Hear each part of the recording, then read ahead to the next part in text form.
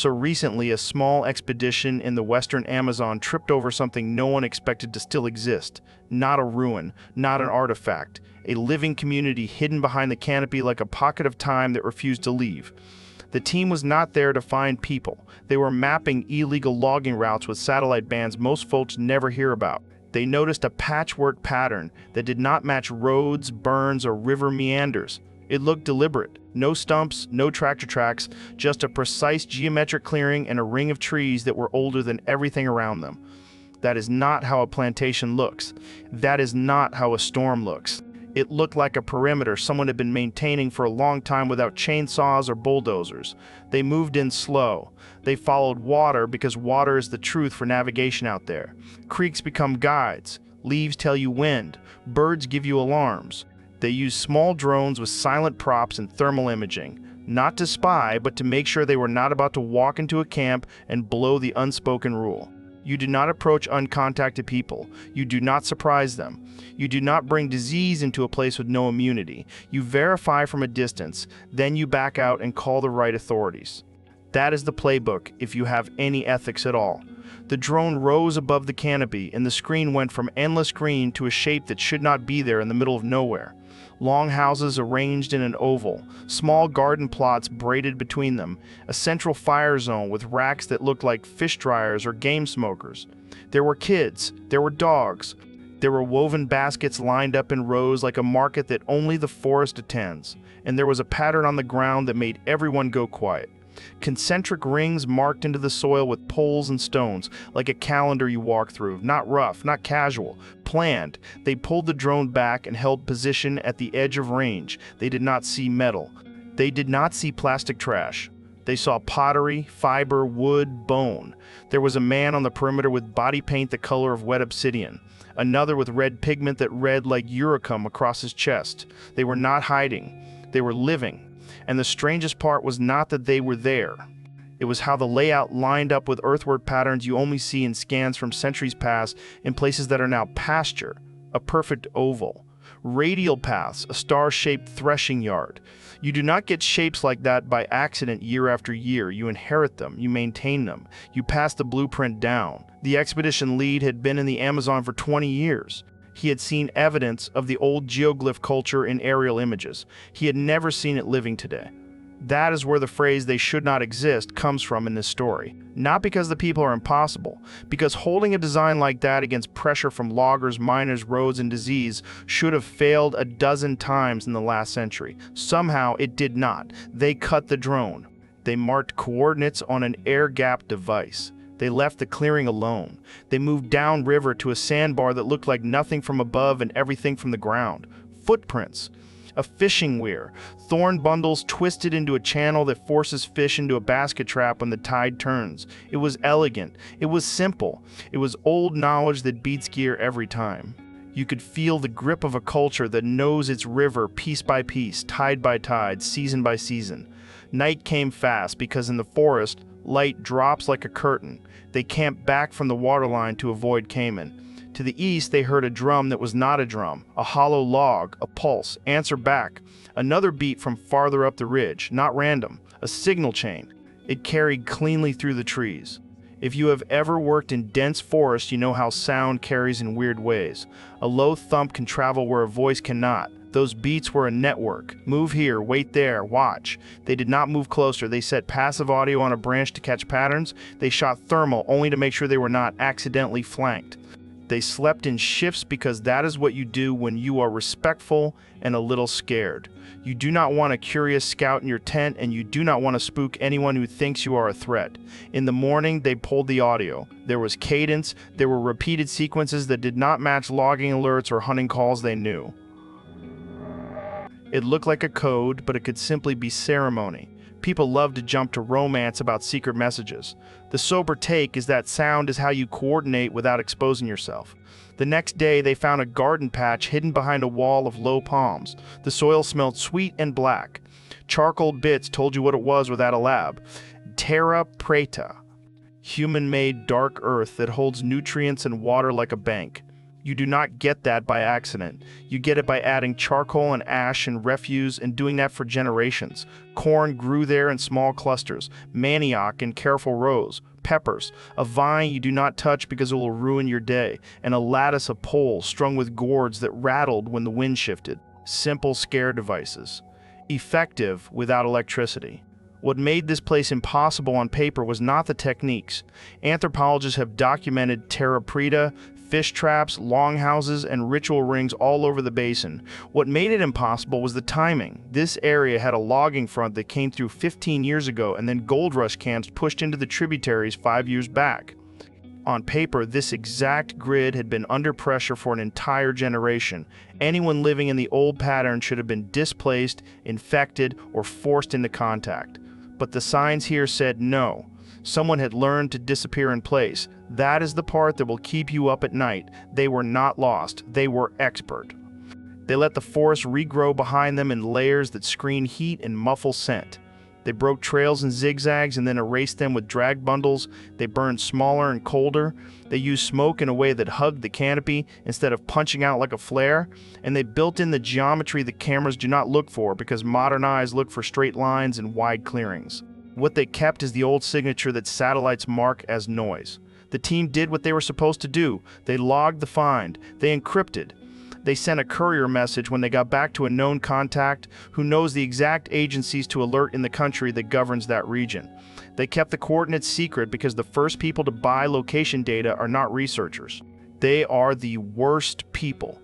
Illegal miners, loggers, traffickers. You do not hand them a map, but they also could not shake the details that did not fit. The rings were too precise, the radial paths were maintained like a diagram, the racks in the center were not random, there was a rhythm to it. You could say ceremony, you could also say engineering.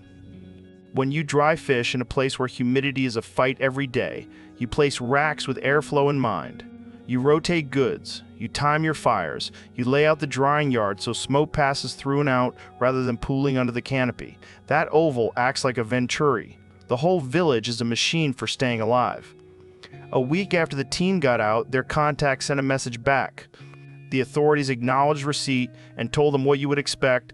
Do not go back, do not announce, do not publish images, let the protection apparatus work. And that should have been the end of the story, except it was not, because the team had left 2 small motion cameras on high branches near a trail to catch patterns over time before the rainy season. They had planned to grab them on their exit. A storm diverted them, and they left the gear in place by mistake. A month later, one of those cameras pinged a tiny burst event to a relay at the edge of coverage during a lightning break. It was dumb luck that the data made it out. The clip was 12 seconds. The frame shows a young man with a carved staff and black paint across his face in a mask pattern. Behind him, on a strap, is a board covered in knotted cords. Not decoration, a tool. If you know Andean history, you know what a quipu is. Knotted cords used for recording numbers, schedules, accounts, maybe stories. This board was not a classic quipu. It was something that rhymed with that idea. A local version used for counting garden cycles or drying rotations or days until a gathering. That board took the story from romantic to concrete. This is not a spontaneous camp. This is a culture that tracks its cycle with a physical system that has no dependency on batteries or outside trade. Now to the part people jump on as the headline, the line about they should not exist. The honest read is this. The contact history of the basin is brutal. Disease waves wiped out communities that had been there for centuries before anyone from outside showed up. Later came the rubber era and then cattle and then gold and illegal timber. Uncontacted or isolated groups usually do not survive that many hits in a patch where the pressure never lets up. This group did. That does not make them mythical. It makes them skilled, lucky, and rooted in a way most of us cannot understand.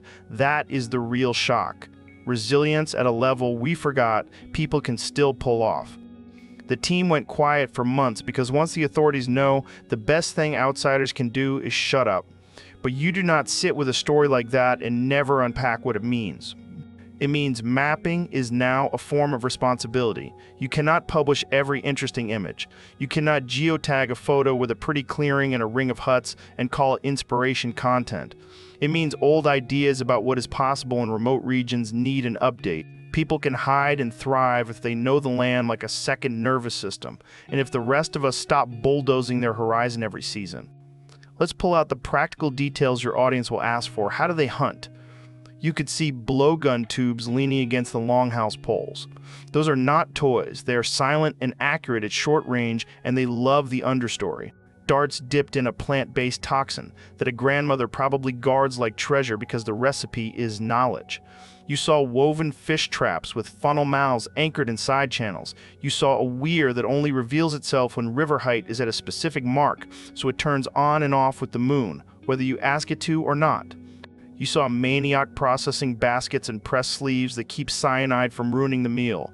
None of that is guesswork if you have spent time with river people. It is the toolkit of survival when you do not have freezers, bullets, or fuel. What about medicine? The garden-held plants that are not food, vine cuttings, bark bundles drying on a high shelf. A pestle and a stone that looked like it has pounded 1,000,000 leaves. Someone here keeps a pharmacy in their head. That is how people survive infections without hospitals. It is not magic. It is patient observation multiplied over generations. A cut that would have killed an explorer in 1870 is a problem they solve because their grandparents solved it and passed down the fix. Language. The audio recorder caught sung speech floated over the drumcoat. You could make out call and response, not chants you would recognize from a market town, but a pattern that says we gather, we split, we return. Different from anything common in nearby mission villages. That does not prove a language isolate. It does tell you this community operates its own calendar. What about the shape that looked like a calendar on the ground? Think about how you run time without paper. You walk time, you plant markers, you hang shells or paint posts, and move through them during a ceremony. It is easy for outsiders to romanticize that as a star map. It could be as basic and perfect as a rotation schedule for gardens so the soil never collapses. Now the part that is actually scary. A gold crew moved into a tributary 2 valleys away that same season. The team heard their pumps from miles off. That sound is the definition of a clock you do not control. Pumps bring mercury and sickness and guns. The crew did the right thing and forwarded that intel too. You can only hope enforcement got there first. History says sometimes they do. Sometimes they do not. That is why telling this story without coordinates matters.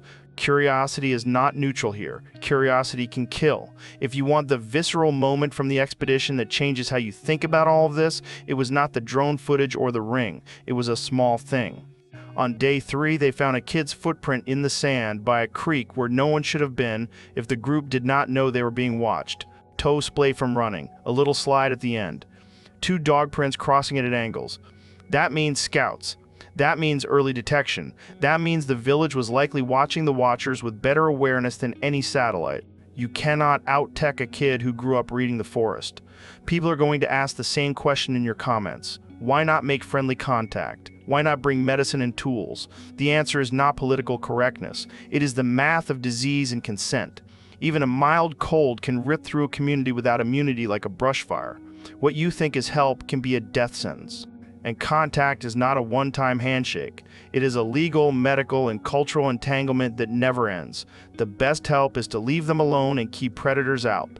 Give them the dignity to decide their own timeline.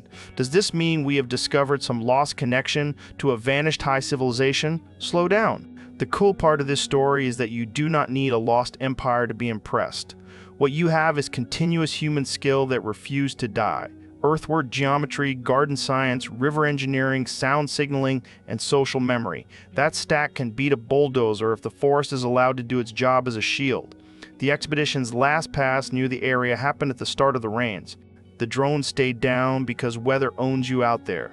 From a ridge they saw smoke rising in a soft sheet that spread under the canopy instead of punching above it.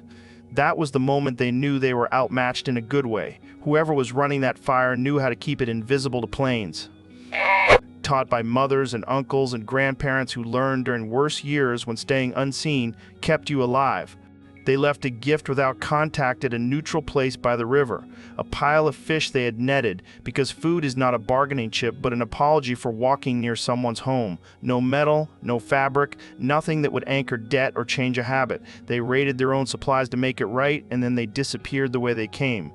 The next morning, The fish were gone, and the sand was swept with a leaf bundle in a pattern that said, "Message received. Not welcome. Not unwelcome. Understood." There is a wider point you should hit if you want this to land with people who will never set foot in the jungle. This is not a haunted forest tale. This is proof that complexity does not always look like city lights from space. Sometimes complexity is a ring of gardens tuned to flood pulses, and a sound network that carries 50 kilometers without a wire, and a social contract that keeps a perimeter without a fence. The modern mistake is to think we invented clever. The forest laughs at that mistake every day. What happens next? If the system works the way it should, the area around that village becomes a hard no-go zone for industry. Maps get updated quietly, enforcement gets teeth, flights stop filing routes overhead that could give away patterns. Researchers who know the ethics get looped in to monitor from a distance for threats only. Food flights become unnecessary because the people there do not need handouts. They need the rest of us to stop punching holes in their roof. This story does not end with a dramatic reveal because that is not the point. There is no final march into the clearing with cameras up and hands out. The clean ending is boring in a way that feels good. The expedition logged the find. The country took responsibility. Outsiders kept quiet. And months later, satellite images showed the ring still intact, the garden still breathing, and the river running its old slow route to the main stem. When the smoke of the dry season rose, it rose in sheets, not plumes. That is the win condition. They continue. We step back. But since this is a show about curiosity, let me give you the human take that sticks. Somewhere right now, a grandmother in that village is teaching a kid how to mix plant juice and clay to make a pigment that does not wash off in the rain. She is telling him why you paint a certain line across your face on one day and a different line on another. She is showing him how to read the ants when the water will jump a bank. That is science without a lab coat. That is culture without a hashtag. And it is fragile in the face of a pump motor and a rumor and a geotag. You want a lesson. This is it. Not every discovery belongs to the discoverer. Sometimes the most respectful thing you can do is erase your footprints and shut off your drone and walk away with only a story that protects the people who gave it to you without ever knowing your name. The explorers found a tribe that should not have survived the map. They did. They survived because they mastered the oldest rules of the forest and because a few strangers were smart enough to recognize that the right move was not contact, not clout, but quiet. There is one more wrinkle you might hear folks whisper about. Some of the earthwork rings in nearby states line up with solstice positions and river bends that flood on a schedule like a metronome. The oval in this village lined up with a ridge break that funnels wind at the hottest hour. Every day the breeze passed through the living area and out the other side like a breath. You do not build that by accident. Whether it is ceremony or comfort or both, it tells you the same thing. This place is tuned. You do not tune a place unless you plan to be there a long time. If you are listening to this and your gut is pulling you toward adventure, hear this clearly. Do not go looking. Do not charter a boat. Do not try to be the person who gets the selfie that breaks the story. That is how people die and cultures get wiped out. Love the mystery without touching it. Let the professionals and the local agencies handle the hard work of protection. The forest is full of things you will never see. That is not a failure. That is the condition that lets stories like this keep being possible. The expedition lead keeps the screen grab of the knotted board on a drive with no network. Sometimes he opens it and sits with it like a postcard from a city no one knows. It is not proof of anything supernatural. It is proof of the opposite. Human pattern, human patience, human refusal to quit. In a world that pretends everything is mapped and tagged, that little square of image says maybe the best parts are not for you. Maybe they are for the people who earned them by staying put and paying attention for 100 generations. That is the whole thing. A real place, real people. A pattern that does not fit the modern story and therefore feels impossible until you realize our timeline is not the only one that counts. Explorers found an ancient tribe in the Amazon, and they should not exist according to the spreadsheet that says pressure always wins. But here they are. The spreadsheet is wrong. The forest is louder than we think. The smart move is to keep it that way.